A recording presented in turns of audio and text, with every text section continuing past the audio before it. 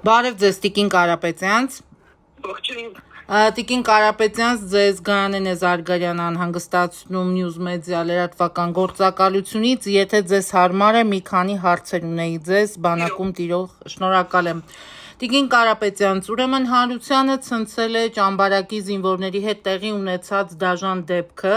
Հիշեցնենք, որ ըստ որոշ հրապարակումների զինվորներին որպես պատիժ հակագազ են հագցրել եւ ստիպել են վազել ճամբարակ Վահան ավտոճանապարհին ժամը 22:00-ի սահմաններում, սակայն նկատենք, որ բանակում ժամը 21:00-ից հետո արգելված է զինվորի զորամասի տարածքից դուրս գտնվելը։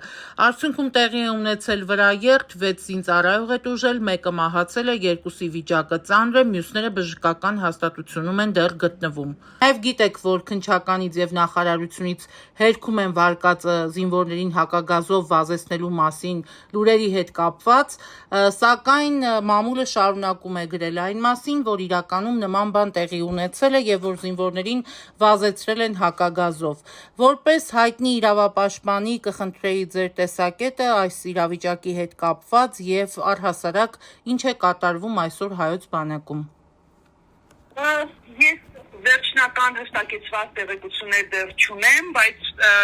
հենց կոնկրետ հակագազի հետ կապված, բայց եթե շրջանառության մեջ կան լուրեր, ես հակված եմ հավատալու, որ իսկապես այդպիսի դեպքը տեղի կարող էր ունենալ, նաև ինչու եմ վստահ, որովհետև հակագազով պատժելը մարդկանց դա շատ հայտնի մեթոդ է,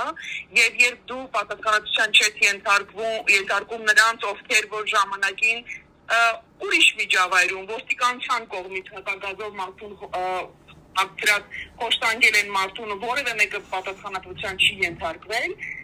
ամբողջ թիմը, այսպես ասած, բավարար պատասխանատվության չի ենթարկվել, դա նշանակում է, որ այդ հակագազով պատժելու մեթոդը շատ եւ նորմալ է, որ կարող էր կրկնվել, իսկ ինչու ոչ,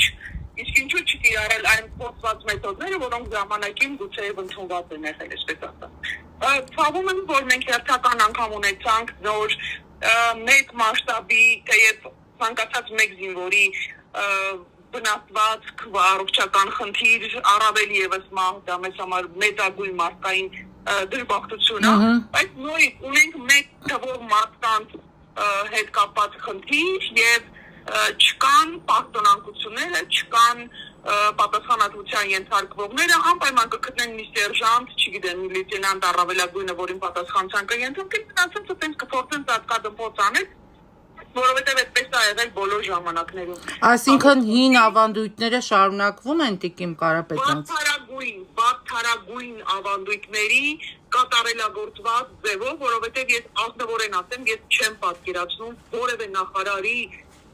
պատասխանատվության ներքո 15 ամսի համաժամանակյան մահ արձանագրվեր, այն ինչ որ տեղի ունեցավ, հա, Այրվեցին Ազատ գյուղում։ Եվ այո, Ազատ գյուղի դեպքն եմ հիշում, եւ այսպես տոտալ անպատասխանատու վիճակ լիներ, հա։ Ես չեմ պատկերացնում իրավիճակ, որտեղ այսպիսի սկանդալային դեպք լիներ եւ պատասխանության, ոնց ասեմ, գոնե ձևական կողմը չպահին, էլի։ Էլ չեմ էլ խոսում, որ որևէ պատասխանատու մարդ, որը ոլորտում պատասխանատու դիրք ունի եւ պատասխանատվություն է կրում, ինքը ուղղակի պիտի ինքնական դիում գրեր ու հեռանալ, եթե բարոյականության որևէ նորմ մնացել է պահպանված։ Բայց նա անշուշտ այս իշխանությունների մասին չի։ Այս իշխանությունները կարողացել են մարսել մի քանի հազար զոհը ու մեծ այսպես ժպիտներով ու երջանիկ ապա։ Ես չեմ կարծում, որ հերթական խայտառակությունը, որին մենք այո որևէ պատասխանատվություն է իրանց մոտ առաջացնում, որևէ զգացմունք է իրանց մոտ առաջացնում, դա գիտեք իմ տպավորություն անկեղծորեն, որ մեր բանակի նկատմամբ դիվերսիոն գործողություններ են տեղի ունենում, որովհետև ամեն անգամ այդպիսի դեպք է տեղի ունենում, ծնողը, մարդը, հարազատները սկսում են մի քանի անգամ ավել, հազարապատիկ անգամ ավել անհանգստություն է մարդկանց մոտ առաջանում, ու դա նորմալ է, երբ որ մարդիկ իրանց զավակների համար անհանգստանում են։ Մեր անվտանգության հետ կապված հոգեբանական հանդարտ ճնշումների մեջ պահելու, դա ամենավառ օրինակներից է։ Մենք բանակի նկատմամբ միշտ ունեցել ենք յուրահատուկ վերաբերմունք։ Բոլորս մենք պատրաստ ենք եղել բանակի հետ կապված բազմաթիվ խնդիրների, ինչ ասեմ, համաձայնության գնալ, ինչ որ շատ բաների վրա աչք փակել, բայց կներեք ինչ որ տեղի ունենում հիմա, դա ինչ ասեմ, նույն դիվերսիայի նման մի բան է։ դա շատ վտանգավոր է, որտեղ մարդիկ դադարում են հավատալ պետության կարողությունների վրա, մեր կարողությունների վրա, որտեղ պետության սուվերեններ, արդյոք մենք առհասարակ կարող ենք ունենալ պետություն, մենք կարող ենք ունենալ ինստիտուտներ, մենք կարող ենք ինքներս մեծ պաշտպանել, մեր քաղաքացիներին պաշտպանել։ Դա շատ վտանգավոր է,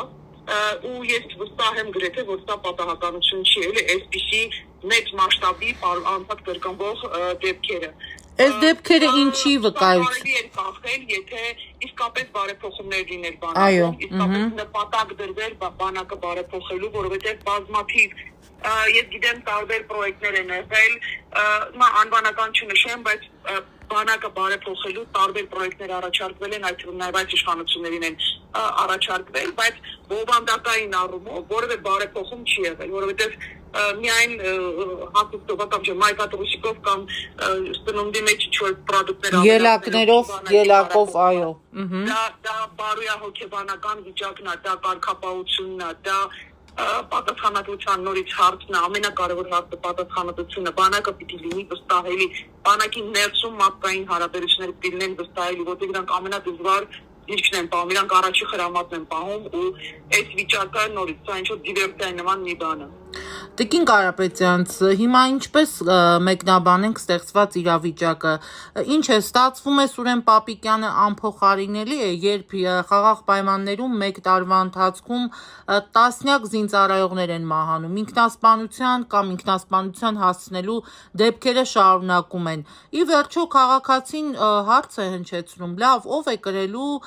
պատասխանատվություն եւ որպես իրավապաշտպանի ուզում եմ ձեր տեսակետը լսենք բոլորս, թե ով է կրելու քաղաքական եւ իրավական պատասխանատվություն, ի վերջո հրամանատարը Սուրեն Պապիկյանը, պաշտպանության նախարարը, թե ամբողջ համակարգը, թե ընդհանրապես այս վարչախումբը, ումից ստանալ այդ պատասխանները եւ արդյոք անփոխարինելի է նույն ուսուցիչ Սուրեն Պապիկյանը, պաշտպանության նախարարի աթոռին հայտնված։ Անկեղծ ասած, ես մեծ կասկածներ ունեմ, որ ինքը անգամ որպես ուսուցիչ լավ ու որակով է եղել, որովհետև ուսուցիչը նախ եւ առաջ իր աշակերտների անվտանգության, իր աշակերտների զարգացման մասին, ապահովության մասին է մտածում, որտեղ ուսուցիչը դա բացառիկ կարևորություն ունեցող մասնագիտություն է, ու ես եմ կարծում, որ Սուրեն Պապիկյան անգամ որպես ուսուցիչ լավն է եղել, այնպես որ ասում է, դա մի տեսակ բանով են միշտ ասում, իգնորով են ասում, բայց ես խնդրեմ, որ այդ բանը տվյալ դեպքում սա նկատի ունեմ, որ Պապիկյանը կապ չունի պաշտպանության նախարարության աթոռին հայտնվելու հետ, Տիկին Կարապետյան։ Անփոխարինելիությունը իր ուղի այնքանով է, ինչքանով որ Նիկոլ Փաշինյանը, միջև որ պահը Նիկոլ Փաշինյանը իրան անհատապես փոքրիկ ֆյուրերը կվստահի իր նախարարներին, դա վերաբերվում է նաև Պապիկյանին, Սուրեն Պապիկյանին։ Ուղիղ այդքան ժամանակ, որ պահից որ կասկածներ ունեցավ ու անձնապես իր նկատմամբ բան, հավատարմության կասկածի նշույլ ծորեն հատիկ, չգիտեմ, փշրունք եղավ, նույն պահին Սուրեն Պապիկյանը դառնալու է հովիկ աղազարան։ Ու որևէ մեկը դրա մեջ պիտող չկասկածի, դա չի վերաբերում միայն Սուրեն Պապիկյանին, բոլորին, ովքեր այսօր Նիկոլ Փաշինյանն են սպասարկում, բոլորին է վերաբերվում։ Ես վստահ եմ դրանում, որովհետև մենք դրա դեպքերը ուղիղ իմաստով տեսել ենք, եւ դա մի դեպք չի եղել, երկու դեպք չի եղել, դա բազմաթիվ դեպքեր են, երբ որ իրեն հավատարիմ իր հետ այսպես թիմ եղած մարդկանց ինքը պարբերաբար ամենաստոր, ամենադաժան ձևով պատասխանության է ենթարկում, կասկածում անձնական հավատարմության վրա, բանը պատճառը, տեսնենք ունենք մենք իրավական համակարգ, որպեսզի կարողանանք տեսնենք իրավական գնահատական, որ ունենայինք, հենա ասեն վաղուց բոլորը պատասխանատվության կենթարկվեն, սկսած Նիկոլ Փաշինյանից վերջացած իրանց սատարող սազանդար պրոպագանդիստ ու մնացած բոլորը։ Բայց ցավոք սրտի այդ համակարգը թե նախկինում ստեղծված չի եղել որպես այդպիսին արդարադատության համակարգի մասնախոսը, ոչ էլ առավել եւս հիմա չկա, որովհետեւ եթե նախկինում գոնե գիտեք մեջները մարդիկ կային, որոնք նվազագույն բարոյական նորմերի կրողներ էին, այո, նվազագույն շեմ կար, որը կարմիր գծեր կային, որոնք մարդիկ իրենց երբեք թույլ չէին տանցնելու, մասնավորապես երբեք չեն սահմանափակի օրինակ երեխաների հետ տեսակցությունը որպես պարզամիջոց կնոջ նկատմամբ, երբեք դա չէին անի։ Հիմա այլևս դա չկա, ես չեմ պատկերացնում, որ երբևիցե կլիներ որևէ քննիչ, որ օրինակ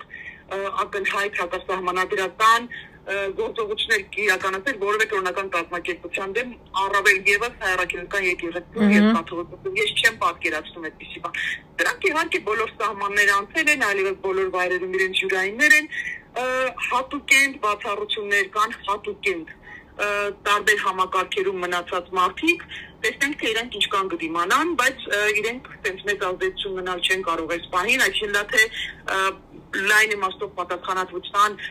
հարց այդ պահին չի կարող լինել, բայց դա իհարկե գիտեք չի կարող ուղղակի փակվել այս գործը, ճանապարհվել, մոռացության մատնվել ու գնալ։ Իհարկե սա այն գործերից մեկն է, որտեղ պետք է պատասխանության հարցը շատ լուրջ դրվի, 5 տարի հետո կլինի, 15 տարի հետո կլինի, որտեղ խորհրդանգումը, եթե հակակազմերով են մարդկանց վազեցրել զուտ պատվելու համար, ոչ թե որպես պարապունք իրենց մասնագիտական առումով, որովհետև այո, կան ծառայություններ նախատեսված են, այո, իմաստով են դեպի հակագազերի, եթե դա որպես պատիժ ա եղել, այո, խորհրդանգում է եւ հետեւաբար դա անձամկետ հանցագործություն, մենք որ շնորհավորում են, որ դա պարտակելու է, չտեսնելու է տալիս, անձամկետ հանցագործությունը սպասեք ձեր պատժին։ 5 տարի հետո կլինի, 20 տարի հետո կլինի, սպասեք ձեր պատժին։ Ստացվում է կապ չունի, թե որքանով են օրինակ այսօրվա պետական պաշտոն զբաղեցնող անձինք, տվյալ դեպքում նույն Սուրեն Պապիկյանը էական չէ, կապ ունեն թե չունեն համակարգի հետ, ինչքանով աղերս ունեն, կարևորը որ Նիկոլ Փաշինյանին նրանք հավատարիմ են, այսինքն միայն այդ սկզբունքով է առաջնորդվում իշխանությունը, միայն այդ սկզբունքով։ Եվ էլի այդ սկզբունքների համատեքստում եք օրինակ դիտարկում ռազմական ոստիկանության պետի նաև փոփոխությունը, վստահ եմ տեղյակ եք, ռազմական ոստիկանության պետ նշանակվեց նախկին ոստիկանապետ Արամ Հովհաննիսյանը, ով այսպես բավականին սկանդալային, դրսևորումներով լքեց ոստիկանության համակարգը եւ հիմա հայտնվել է ՌՎՕ պետի պաշտոնում։ Ինչ եք կարծում, ինչ ակնկալիքներ կարող են լինել նույն Արամ Հովհաննիսյանի պարագայում, վստահ եմ բոլորին անուն առ անուն գիտեք եւ ծանոթ եք նրանց գործունեությանը, որևէ ակնկալիք ունեք։ Ցավոք սրտի շատ-շատերին ճանաչում եմ եւ անձնապես եւ գործունեությանն եմ հետեւել եւ տարբեր ժամանակներում, տարբեր առիթներով ունեցել ենք խնդիրներ եւ դատական գործեր եւ բողոքարկումներ, այսինքն այս ամբողջ process-ի մեջ անցած մարդիկ նորից ես կարծում եմ, որ բազմաթիվ հարցերում շատ ավելի կարևոր է քաղաքական դիրքորոշումն ու կամքը։ Եթե չկա քաղաքական կամք, դու կարող ես բերել ու նշանակել լավագույն մասնագետին, լավագույն գիտելիք փորձ կարողություն ունեցող, դա չի վերաբերվում իհարկե Արամ Հովհաննիսյան այս դեպքում, բայց լավագույն մասնագետին կարող ես բերել նշանակել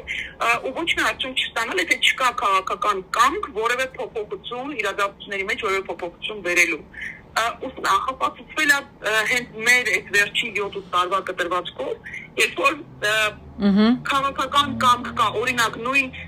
ոստիկանության գործողությունները շատ adekvat են ու համաչափ են ու ամեն ինչ նորմալ է, իրենք իրենց ծառայությունն են իրականացնում, այն բանից երբ որ քաղաքական կամք է դրսևորվում, որ դեպեք պատերին փռեք ասֆալտի, այդ նույն վարքյանից ոստիկանությունը անցնում է իր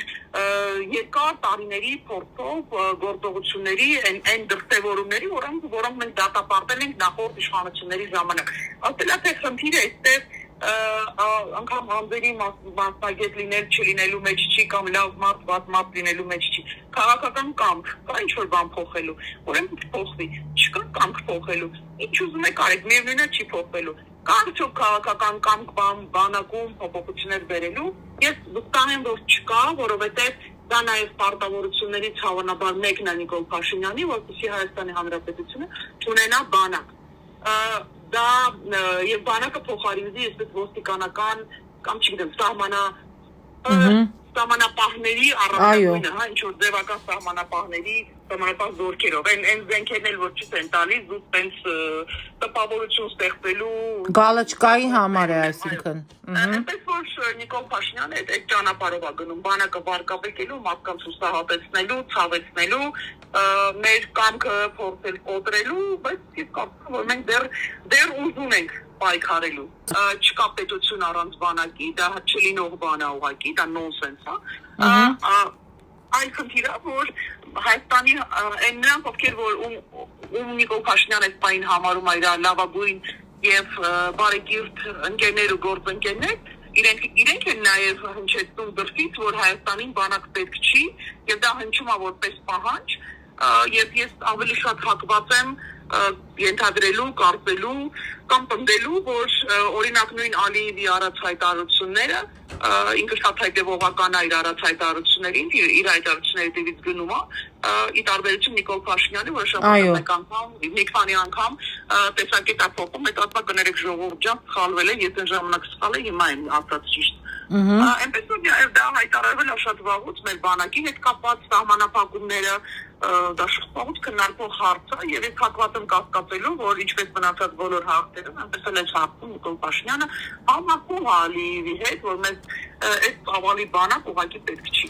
Եվ այդ տրամաբանության մեջ եք դիտարկում Տիկին Կարապետյանց նույն Արամ Հովհաննիսյանի նշանակումը։ Ինձ թվում է Արամ Հովհաննիսյանին ինչ որ պահի որոշել են ուղղակի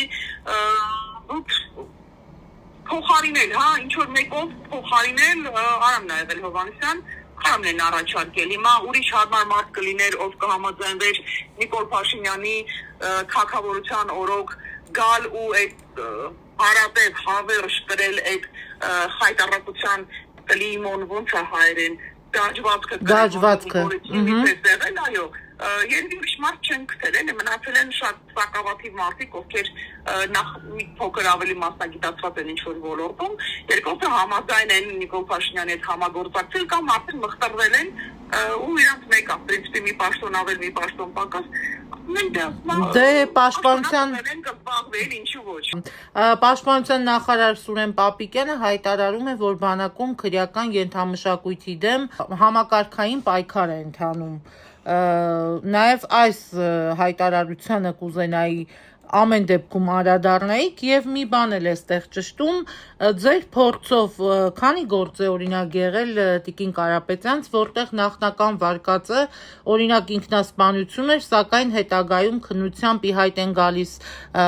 Երևան են գալիս այլ հանգամանքներ եւ վերավորակավորվում է, այսինքն հոդվածը նախնական առաջ քաշված։ Այս առումով էլ հա կխնդրեի, որ օրինակ նախկին տարիների եւ ներկայիս հետ համեմատություն եթե կարելի է ուղղակի այսպես անցկացնեիք եւ որպես էլի իրավապաշտպան ձեր տեսակետը լավ կլիներ, որպեսզի հնչեր այս զրույցի շրջանակներում։ Առաջի հարցի հետ կապված նորից քաղաքական կամքի բացակայության պայմաններում հնարավոր չի փոփոխության բերել, որովհետեւ եթե քո կուսակցության քո թիմի առաջի դեմքը ոչ թե քրեական ենթամշակույթին բնորոշ, այլ քրեականական փողոցային չէ, որտեղ փողոցային խոսվածքը ես հիմա եմ, իմ պատկերացած փողոցային խոսվածքն ու վարքը չէր կարող այդպեսին լինել, որտեղ այդպեսի վարքի դեպքում ինքը շատ երկար կյանք չէր ունենա։ Նիկոլ Փաշինյանի վարքը, խոստույթը, բարքերը, որոնք իրենք տարածում են, եւ ոչ միայն իր, այլև իր թիմակցի որոշ նորաթուխ պաշտոնյաների այդ ուլիգանական բոլշակի պահվածքը, դա գիտեք ինչա, ցույց է տալիս, որ քրեական ենթամշակույթի ջատագովներն ու հովանավորներն ու երաշխավորները իրանք են։ Ուղղակի իրանք սրտներում են, երբ որ բացի իրանքից ինչ-որ մեկը որոշ էլեմենտներ կարող է օգտագործի։ Մենակ իրանք պիտի քրեական ենթամշակույթի բաները լինեն, հովանավորները լինեն ու կրողները լինեն։ Այնպես որ եթե չկա քաղաքական կամք, այդտեղ խոսել փոփոխության մասին անդրամաբանական է խոսել, Սուրեն Պապիկյանն էլ բաներ ասեց հիմա ով է դրան լուրջ ընդունում, ով է իրան երբևիցե լուրջ ընդունել, այնքան որ պաշտոն են տվել ու հավատարիմ է Նիկոլին այդքանով հանդերձ։ Հիմա տո բաների հետ կապված ես անկեղծորեն շատ կդժվարանամ հիմա թվերով ինչ որ համեմատական թվերով չէ, բայց ընդհանուր պատկերը։ Դա ինքնանուց շատ մեծ խնդիր է եղել, որովհետև մարդիկ փաստաբանները, էքսպերտները, էքսպերտները, որոնց հետ մենք աշխատել ենք, տասնամյակներով աշխատել ենք, բազմաթիվ գործերով մենք ունենք իրավիճակներ, որտեղ ակնհայտ էր, որ դա ինքնասպանություն լինել օրինակ չէր կարող։ Բացառվում է այդ թվարկված պայմաններում դա ինքնասպանություն լինել ուղղակի չէր կարող եւ դա ասում են դատաբժիշկներ ոչ ֆորմալ դատաբժիշկները որտեղ գրպանային դատաբժիշկները իհարկե ասում են որ դա ինքնասպանություն է տարբեր ոլորտի նորից մասնագետներ պնդում են որ դա ինքնասպանություն լինել չի կարող եւ ժամանակի ընթացքում իհարկե դու հասկանում ես որ դրա ծավալը շատ մեծ է եւ ցավոք սրտի ձևավորվել է դա նախկինից նաեւ ձևավորված այդպես ավանդույթ է որ հենց սկզբից դնում էին հոդվածը դնում են ինքնասպանություն կամ ինքնասպանության հասցնել ես մի անգամ շատ կոշտ եմ դեպք գնահատականը տվել դա նախկին իշխանությունների կապում ժամանակ էր ես ասել եմ ես որ տպավորություն ունեմ որ դա մի տեսակ ոնց որ աճուրդի հանված հազար ներողություն բոլոր զոհերին հարազատների որովհետև տպավորություն է որ մի տեսակ աճուրդի էր գործը հանվում հատկապես դնում են ինքնասպանություն հետո նայած թե ինչ Ենթադրում եմ, կգան կտեսնեն, կբարեխոսեն, մարդ կվիճամտի, տարբեր այլ միջոցներով կգան իրանց լավ աչքով կնայեն, գործը կմնա ինքնասպանություն, չեն նայի, կարելի է փոխել նաև սպանություն եւ խոշտանգում, բռնություն եւ մնացած բոլոր բախտի կմահաճույքին, որոնք իսկապես այդ իրավիճակին համապատասխանում են։ Ցավոք սրտի դա ավանդաբար փոխանցված է ու նորից Նիկոլ Փաշինյանի կառավարման տարիներին դա ամենավատ ավանդույթներից մեկն էր, որը իդեպ ինքը խոստացել է փոփոխության ենթարկել նաև, բայց ստեց հերթական անգամ ստեց ու դրա ամենավառ ապացույցներից մեկը Սևազգեստ Մայրերի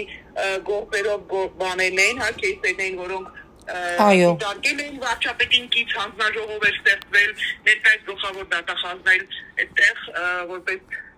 թիմի ղեկավար, այսպես ասած, գործերին նայել էին յուրաքանչյուր քննված գործով այնտեղ 150 էջ հանցագործությունների մասին էր արձանագրվել, որոնց հետ համաձայնվել էր նաև Տիկին Վարդապետյանը, հետո համոզել էր ծնողներին, բա եկեք եւ գնանք գլխավոր դատախազ, եկեք այս գործերն տանեն ինձ հետ, ավելի լավ գործիք քան գլխավոր դատախազությունը չկա, եկեք այս գործերը քննենք, այդ կյանքը ցույց տվեց, որ տարան ու ոնց որ նախկին իշխանությունների ժամանակ էին քննեցվել այդ գործերը, ինչու եմ հիմա սա հիշում, որտեղ կային գործեր, որոնք պիտի վերավորակավորվեն, միանշանակ պիտի վերավորակավորվեն եւ Տիկին Վարդապետյանը համաձայն էր այդ գաղափարի հետ, որ ինքնասպանությունը դա չաշխատող վերջա է, որովհետև որևէ կերպ չի հիմնավորվում։ Եվ ինքը Տիկին Վարդապետյանը տարավ ու քննեցրեց այս գործերը։ Իսկ դա նշանակում է շատ կարևոր մի բան։ Մենք նախկինում արձանագրում ենք, որ այդ գործերի չբացահայտումը դա համակարգային կոռուպցիա է, որտեղ այստեղ ներգրաված են քնիչ, դատախազ,